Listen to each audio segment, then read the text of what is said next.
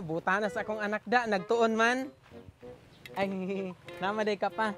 Honor ba ako sa amo school pa? Mayo nuna, kay na-honor ka. Basin gani mabalediktoryan ko pa. Maayuha god. Sige, mag-iyaw tagbaka pag graduation ni mo nak. Kung mabalediktoryan ka. Salamat pa. Yan nak, unsa may kurso imong ganahan ko ang pag-college nimo? Mag-doktor ko pa. Ayaw ng doktor nak. Oy, di ko ganang mag-doktor ka. Ngano man pa nga mas maayo man ang mag-doktor pa kay makatambal man kog masakiton.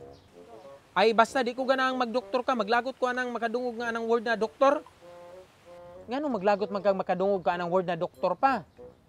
Kanang doktor mo na nagpakaulaw sa atuang apelyido. Ngano man po dun sa may kalabutan ang doktor nga kurso.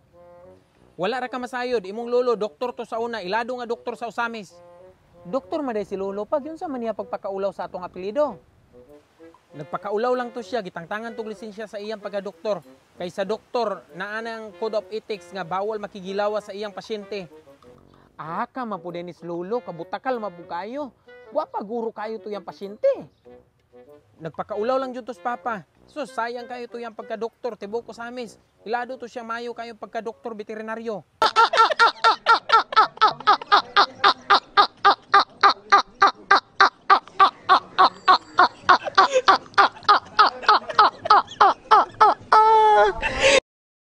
Maayuha god. Sige, mag-iyaw tagbaka pag graduation nimo nak. Kung mabalediktoryan ka.